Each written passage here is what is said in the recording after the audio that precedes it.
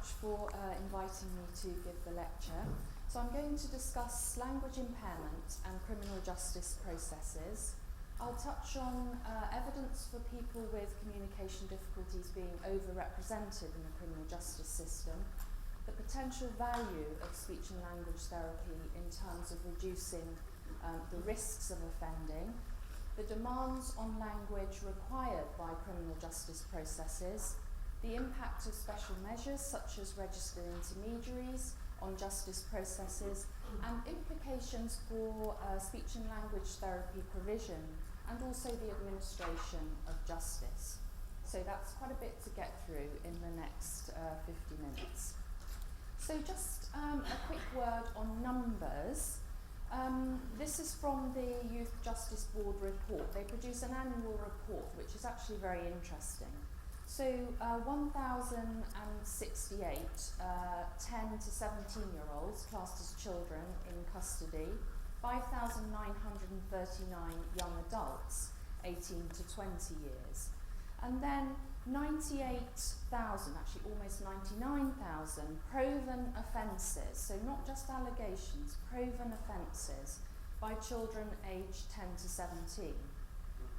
All of whom will be in touch with 157 youth offending services. Those are in the community in England and Wales. So that's a very high number of offences. It gives you an idea of the scale of the issue.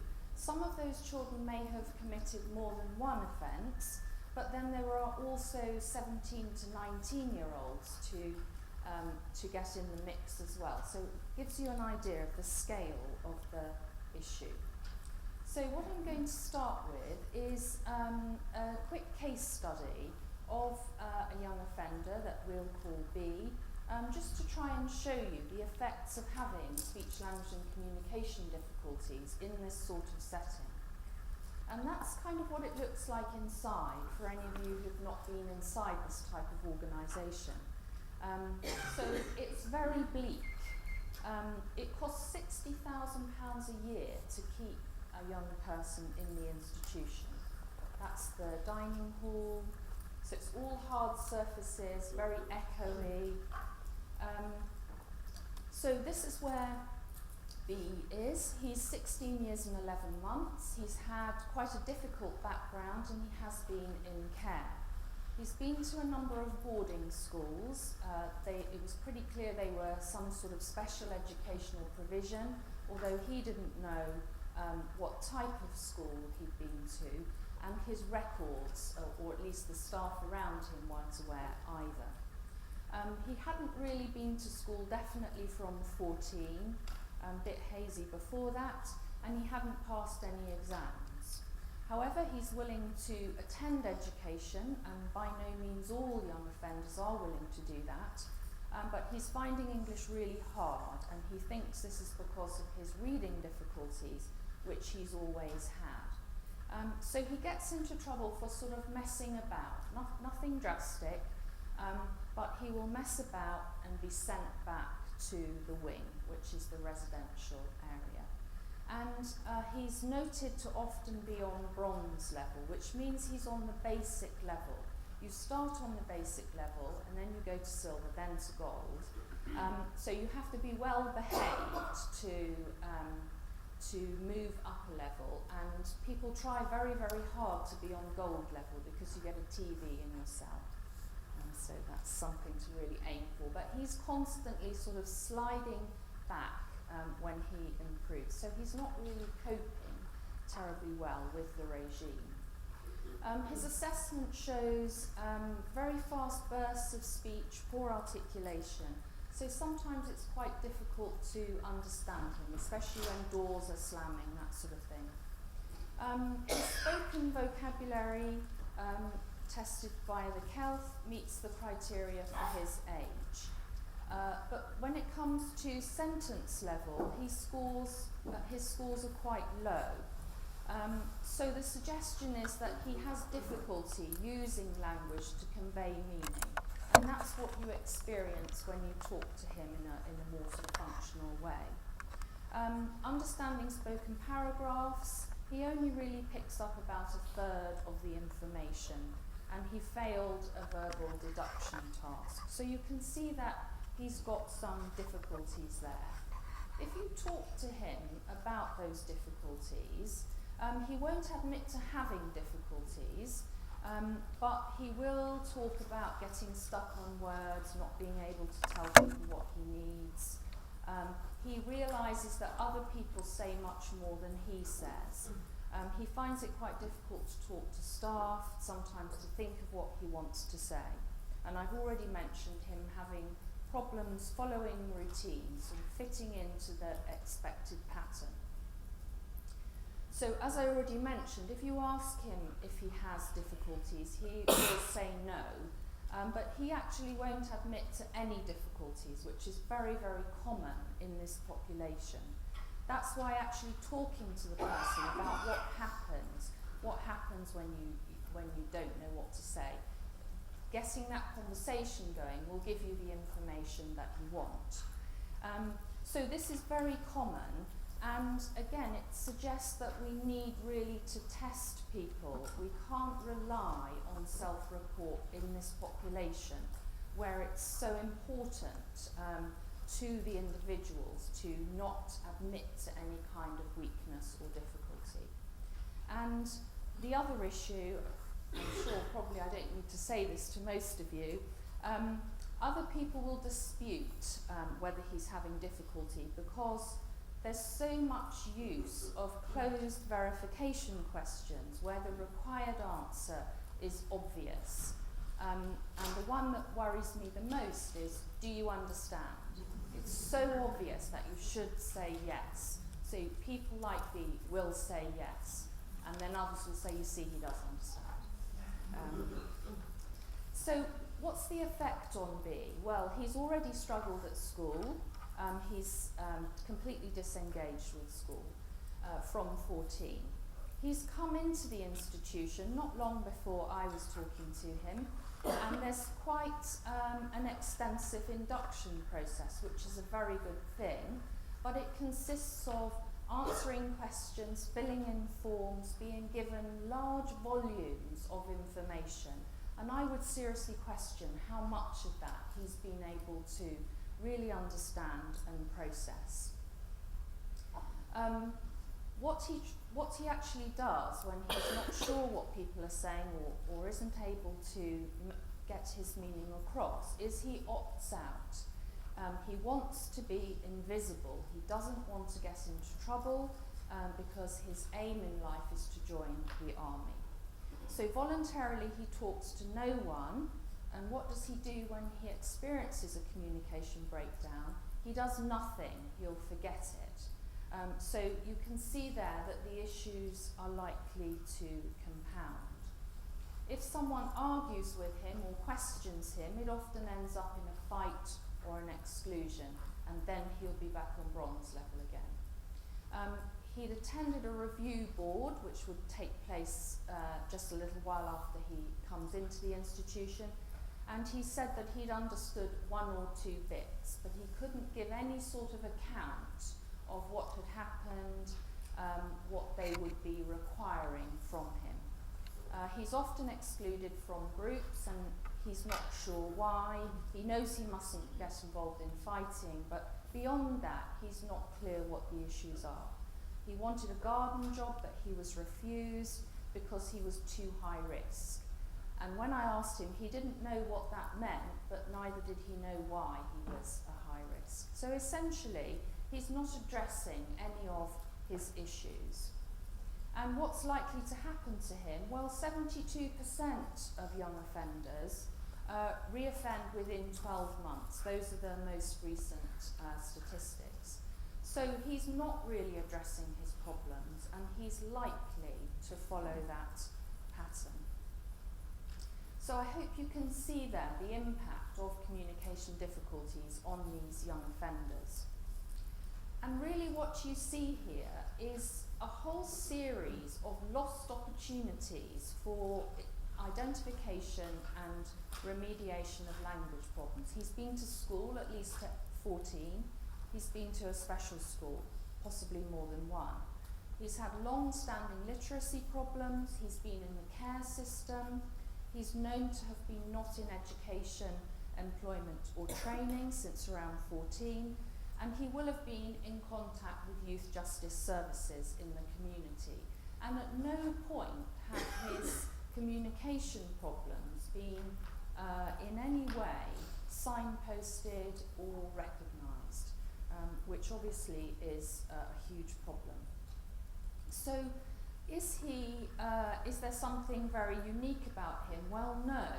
Research shows, this is my research, but there's lots of other research, that at least 60% of young offenders present with quite significant speech, language and communication problems, enough to affect their everyday functioning.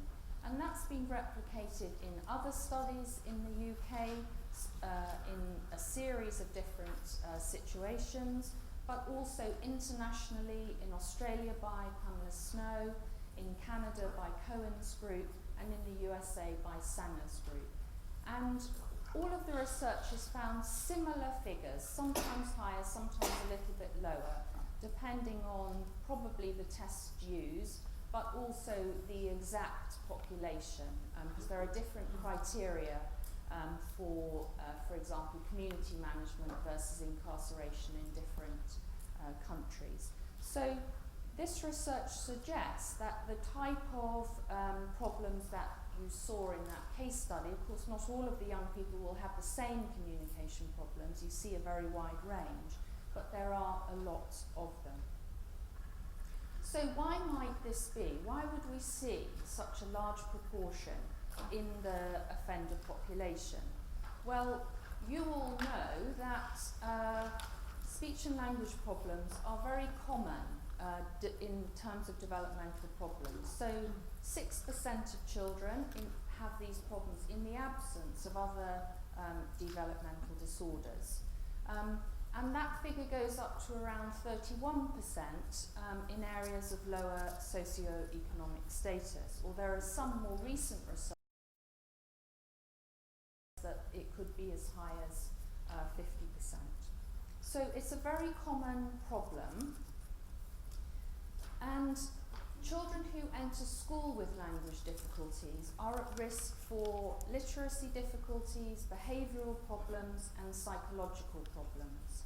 So it's a distinct disadvantage for children, and comprehension in particular makes them very vulnerable in relation to accessing the curriculum.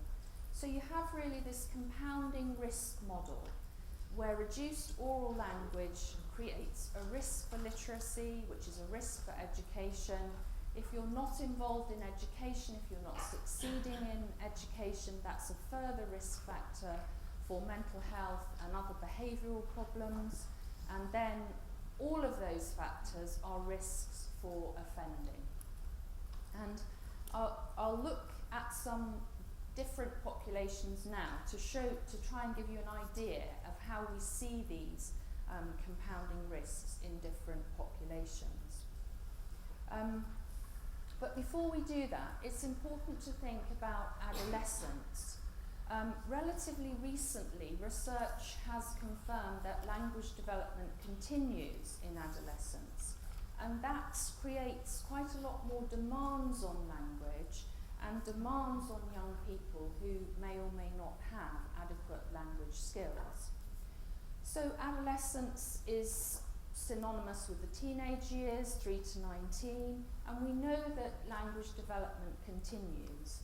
Syntactic development, semantic knowledge, pragmatics, and discourse also. So there's a lot of development, and it's very linked to social development.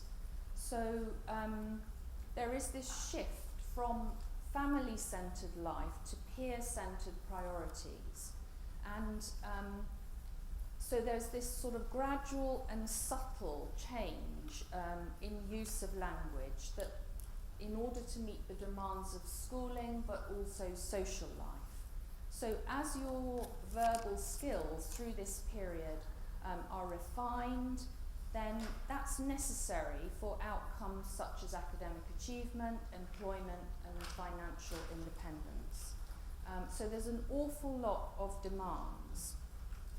Whitmire's work suggests that adolescents with language difficulties are vulnerable to problems with peer and family relationships, and also coping with the demands of school.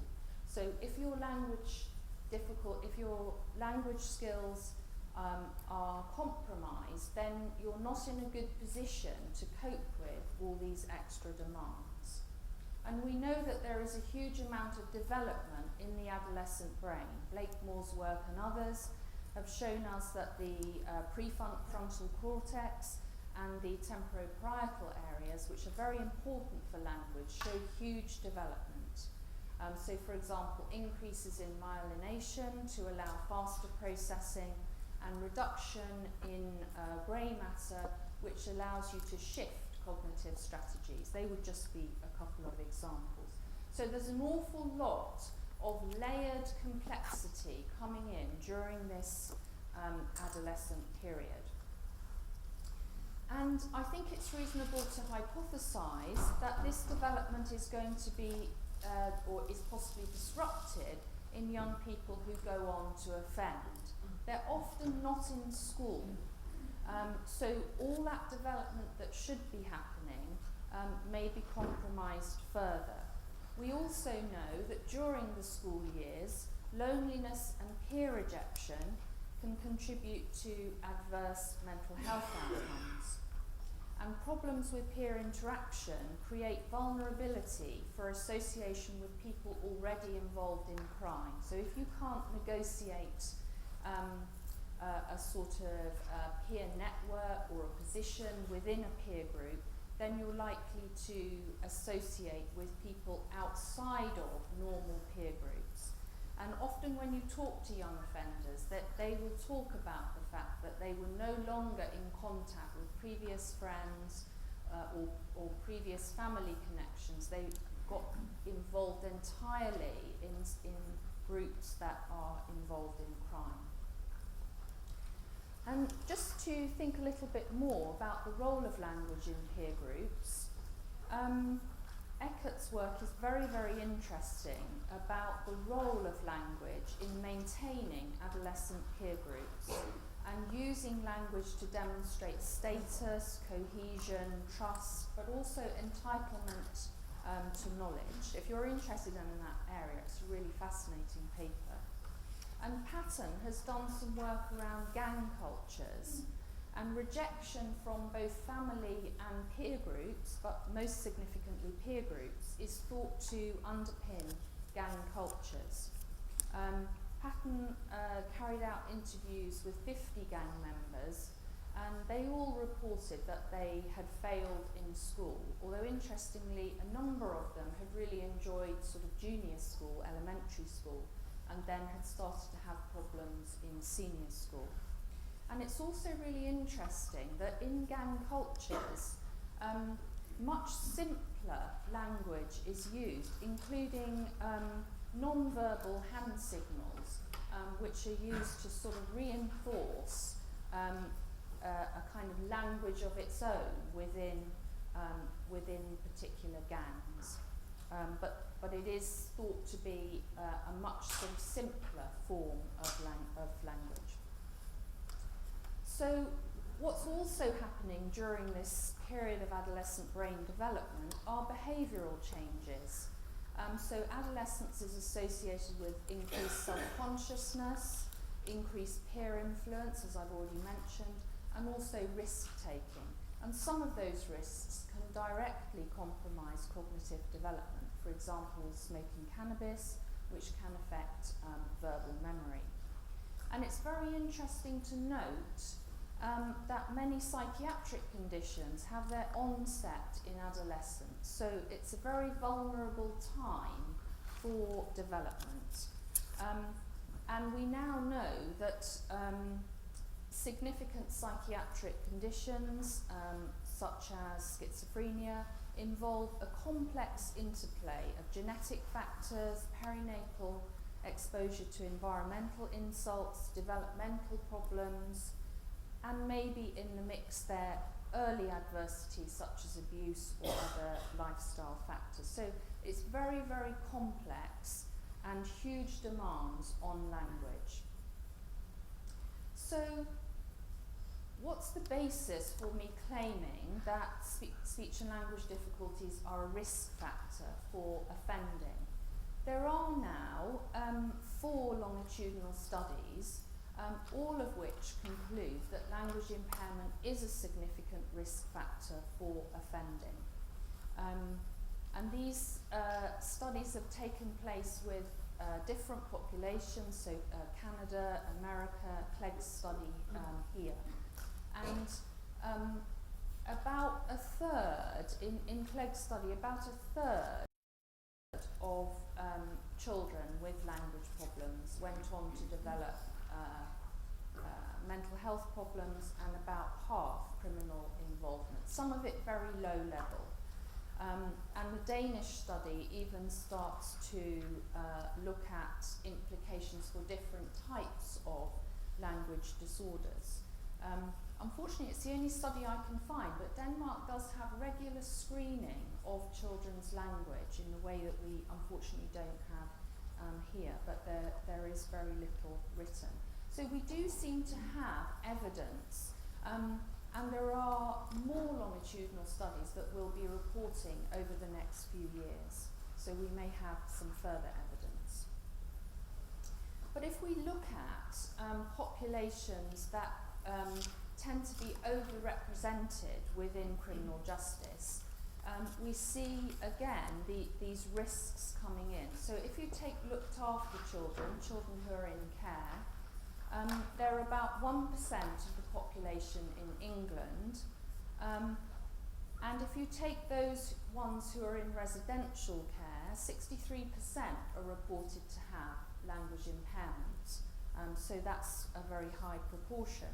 But when you look at children in custody, 33% of boys and 61% of girls have a looked after background. So the risk is there, and then you see them in the population.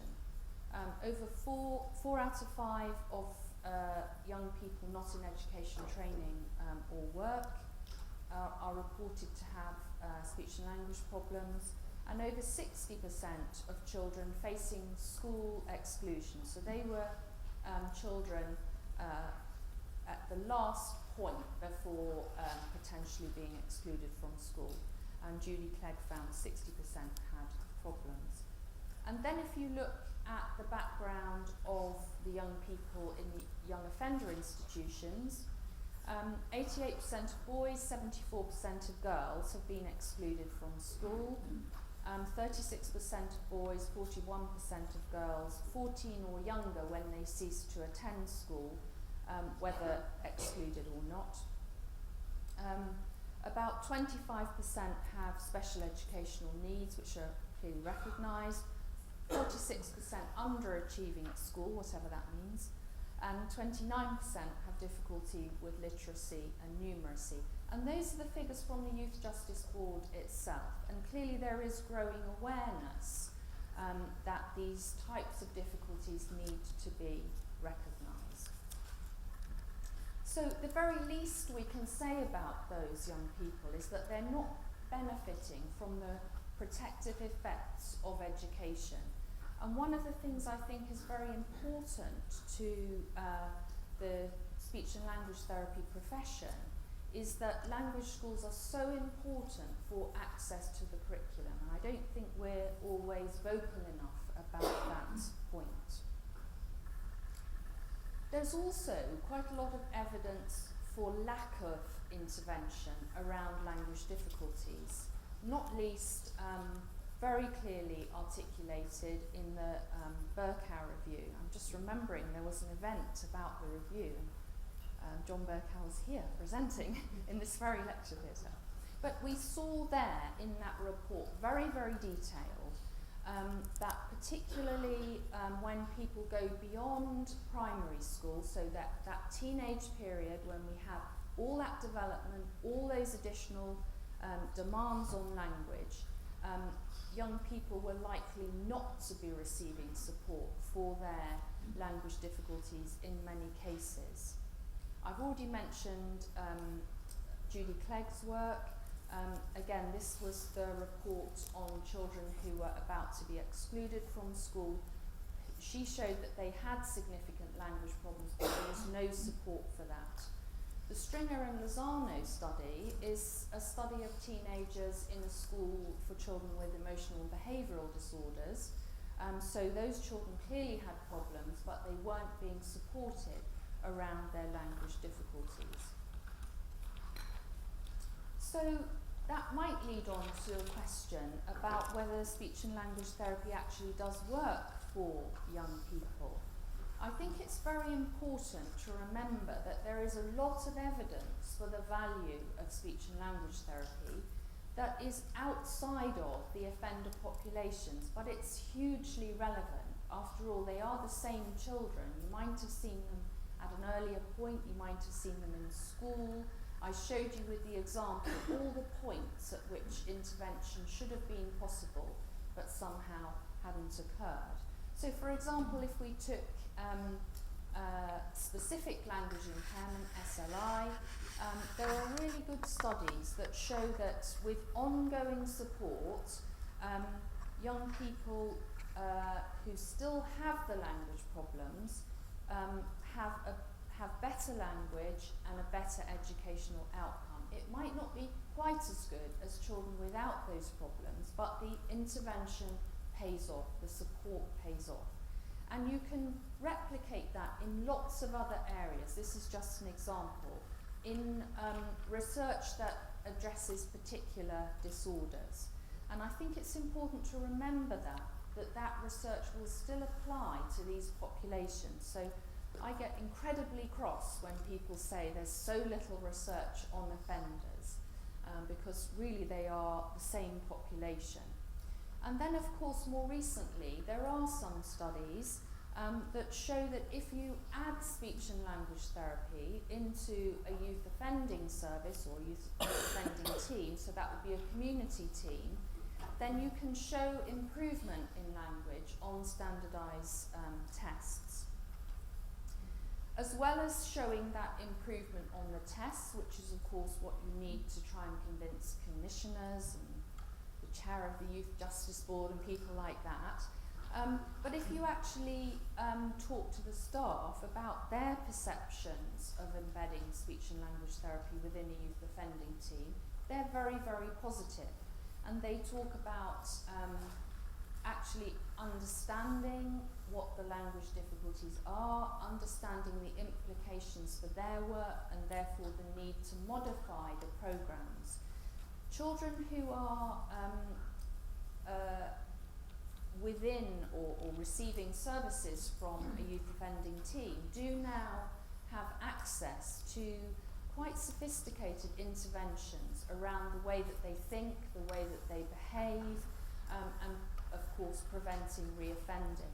But they're verbally very, very demanding, also cognitively very demanding. But you can adapt those programs so that people can access in the same way that you might adapt curriculum in school.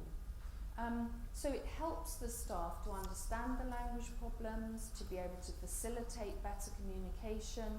They also talk very specifically about the information around language, around the way that the young person communicates, being very important to court proceedings, because if you can get the court to understand the problems that the child is having and the implication of those problems, then you're much more likely to get an effective sentence. And that doesn't just affect the sentence, but the way the young person is managed in future, not setting up, for example, in the community, a very, very complex program that they're unlikely to manage to comply with. So we do have some specific evidence, and I don't think it's really evidence about speech and language therapy per se. It's evidence about how a speech and language therapist can do the stuff we always do, but in that very different setting, with clearly young people who have a variety of problems. speech and language therapists have always worked with those sorts of people. So could we identify these young people earlier?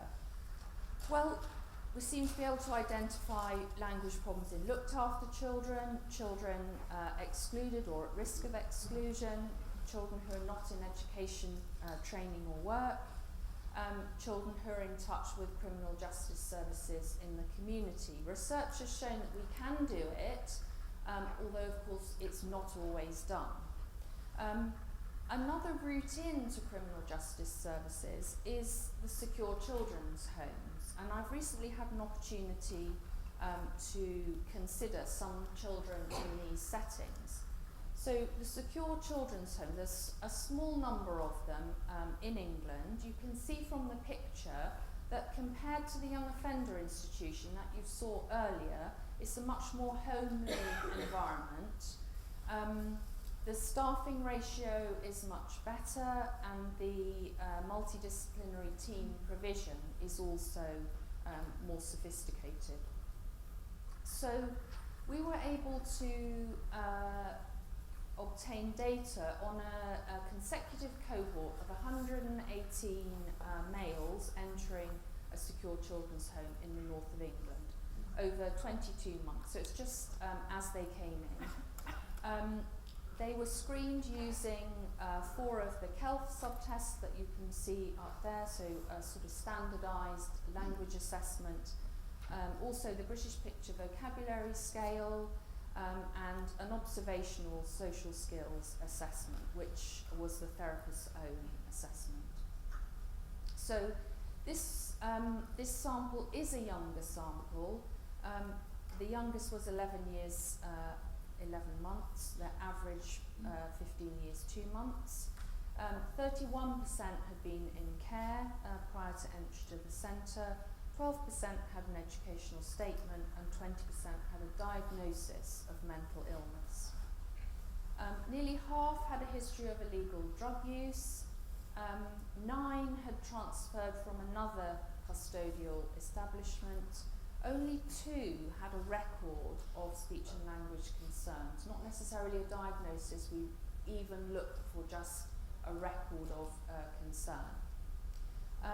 As you might expect for young people held in a secure setting, their crimes were in the main quite significant, so violent crimes, sexual crimes, crimes against property. Unless the crime was very severe, it would absolutely not be a first offence. But it's important to note that this is a slightly different population. So 8 of the young people had a secure welfare order, which meant they were detained for their own protection. And they may have committed a crime, but not necessarily. So it was quite interesting, sorry, I just make the point there, that 9, so 8% had transferred from another custodial establishment. So the vast majority, this was their entry into secure estate, which is interesting. So looking at children who scored 1.5 or more standard deviations below the mean, you can see on the subtest how many of them scored below that level. So really indicating that around 30% of these children have significant language difficulties. Now that's lower than the young offender population. Maybe some of them go on to improve, maybe some of them get diverted out of young offender institutions. It's speculative, really. We need more research on what happens to these young people. As far as I can ascertain, this is the first analysis of a secure children's home sample. But what I think is very interesting is these young people are coming into a custodial setting at a young age, and despite the fact that they're designated as very vulnerable to come into this setting as opposed to another setting, where they have their language difficulties, those are not recognised. And these are children who will have been assessed quite extensively who will have been deemed, it will have been deemed necessary for them to be within this provision. So despite a lot of attention, the results do suggest that the language problems are not being recognised or are being assumed to be due to other causes. So I think that what we really need to advocate for is young people who develop literacy problems, who have peer interaction problems, have difficulties with teachers or other authority figures, behaviour problems including drug abuse, or emotional problems, should have a full assessment of their oral language skills.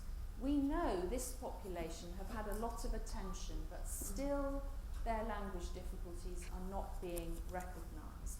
And I hope you can see from what I've shown you that we could almost predict that some of the children with these issues will have language problems. So thinking of those language difficulties, thinking back to B, who we talked about at the beginning, what's it going to be like for those young people to be involved in criminal justice processes with these language difficulties? So here are just a few words. They're some of the most commonly used terms within legal documentation. I certainly don't know exactly what they all mean, and some of them are not only unusual words, but they're used in a slightly different way in a criminal justice context. And here are some examples of language that's used. It took me ages to work that one out. An example of the setting where people are shuffling papers, not looking at the person who they're speaking to for reasons of court processes, so that leaves the witness not sure whether they're meant to answer the questions. Nothing stood out then. I was sitting down. So these kind of phrases which are very abstract and quite difficult to understand. Did you tell the police about what is in that statement, about the matter, about the touching of the boobs? So, embedded sentence, perhaps an unusual construction, a passive there at the end. Very complex language asked in this example of an 11-year-old. So, really quite difficult. So, if we go back to our compounding risk model, if your level of language is low, then arguably that will reduce your access to justice. Within youth justice, there's a big emphasis on being able to tell your story, justify your actions, declare what your intentions were. And if you're not able to do that, people will conclude that you're not being helpful, that you're deceitful. So you read about these sorts of conclusions that are drawn, and there is just that assumption that the young people have the language skills for those quite complex processes, which would not be apparent in many of the clinical populations that I've described. So what's being done about this? Well, back in 1999, the Youth Justice and Criminal Evidence Act introduced what's often referred to as the special measures for vulnerable victims and witnesses, including young people. Any person under the age of 17 can be deemed vulnerable just in terms of their age, but there are lots of other categories that come into vulnerability and therefore can apply to adults as well. So one of the special measures is the use of registered intermediaries. So these are people who have a very good knowledge of language, who are then given some legal training and become an officer of the court, and they assist in the witness or victim giving their evidence. So the intermediary is not a supporter, is not an advocate, is purely there to assist the communication process. Part of what they do is to assess the person before sometimes the issue is giving evidence initially to the police, sometimes goes on to a court process. So they make an assessment, they identify what the language issues are, and then they write a report suggesting what modifications to the criminal justice processes will need to be made, particularly language, in terms of language, to facilitate the person giving their evidence. And that could even involve, using Makaton or something like that. So certainly for the first few years of the scheme, it tended to be victims and witnesses with very severe communication difficulties. It's widening out quite a bit now. So just to give you an example, this is an exchange between judge and prosecutor, unaware of the limitations of a defendant with learning difficulties. If you do not understand a word I use, please can you indicate it? Yes. If you don't indicate it, I'm going to assume you understood the word. Do you follow? Yes. Your Honour. So this is where the intermediary cuts in. Your Honour, Miss X may not even understand the word indicate.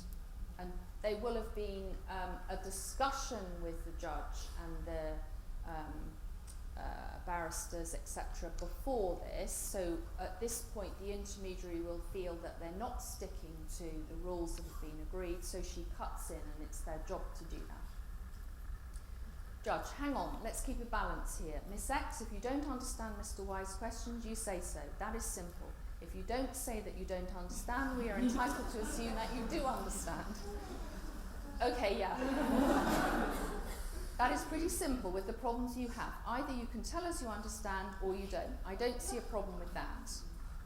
Prosecutor, do you understand the word indicate? No.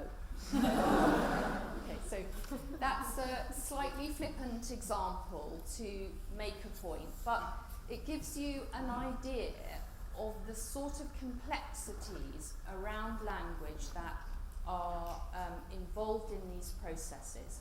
But add on to that the processes themselves are very complex. There are different versions of information, so people have different perceptions of what occurred. It's not as if you're just grappling with one set of information. And then there could be other very complex processes, such as restorative justice. There's a big push for that in criminal justice, but it requires, and its use with young people is particularly promoted, but it relies on you having really very good language skills. So not only would you need to perhaps explain why you did something, explain why you were sorry, but show appropriate empathy, try to gain some sympathy from the victim. So that they're really quite sophisticated language issues, and may not always be suitable for some of these young people.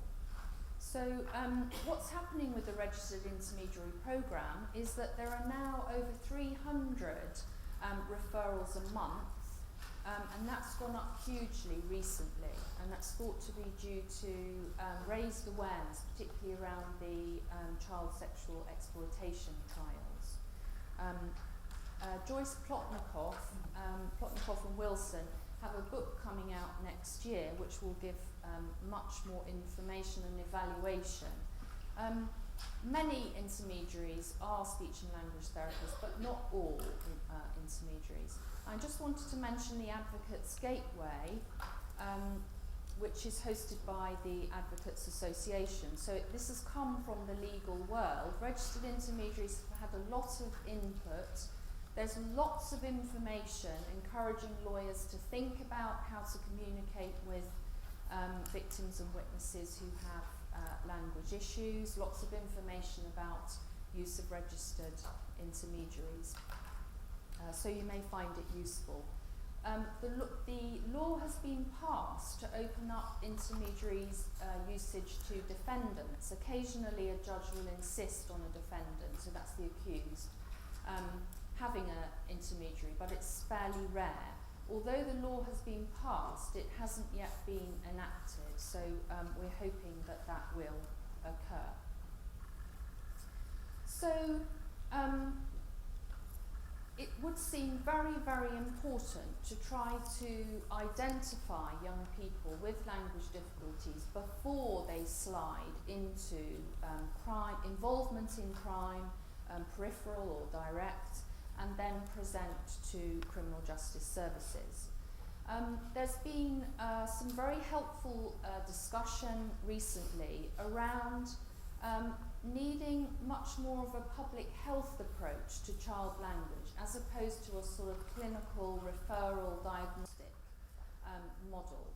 And it might be very helpful to consider that for this population. So if we had regular screening of children, if we had whole population approaches to language development, for example through school programs, which again researchers have shown can be very successful and actually helpful to all of the population, not just the children with lower levels of language. And then in terms of speech and language therapy services, I hope I've convinced you that we can almost predict that there will be high levels of need in some of these populations, so looked after children, children at risk for exclusion, children who've been excluded but picked up by pupil referral units, which are available in some parts of the country, that often call different things as well. Indeed, the secure children's homes, there's also secure training centres, but children failing literacy assessments, there is a bit more emphasis on oral language in the new Department of Education curriculum that has begun this year, but still the assessment is entirely through paper-based literacy tests. But where children fail those, it would be well worth checking their language difficulties, checking their language skills. But also children with emotional difficulties, children involved in drug services, and children presenting with behavioural problems. Perhaps what we should be doing is, in those circumstances, expecting language difficulties or hypothesising that language difficulties are likely to be evident, and we should assume they're there until we positively demonstrate that the language skills are okay. That's a huge change in sort of modus operandi really for speech and language therapy, but I think it's the sort of change that we need if we're going to really make a difference. So in terms of identifying earlier, I said before that there is an evidence base for speech and language therapy. Of course it's not perfect, of course there could be more research, but it's better than it's ever been. There are huge costs to the young people themselves in terms of their future if they become involved in offending, and the sort of social problems that are likely to go with becoming an offender. Those obviously are very, very important and important to society, but if we put those aside, the economics of youth justice are very, very significant. So I said earlier, it costs £60,000 a year to keep a young person in a young offender institution. It costs $209,000 a year to keep them in a secure training centre. So you can see that the costs are huge. In 2013, 19,000 new entrants of young people came into youth offending services. Some of those may have been preventative referrals. So there really is a very powerful economic driver. And for me, that's the shift that we need in research. Perhaps to work with health economists and others and try to show the potential value of speech and language therapy. So really what we have the potential to do is demonstrate that we can contribute to reducing risks for offending and increasing access to justice. So if you can boost language, then you can lower the concomitant risks. And in a sense, for me, that's the next stage for researchers in this field. So thank you very much for listening.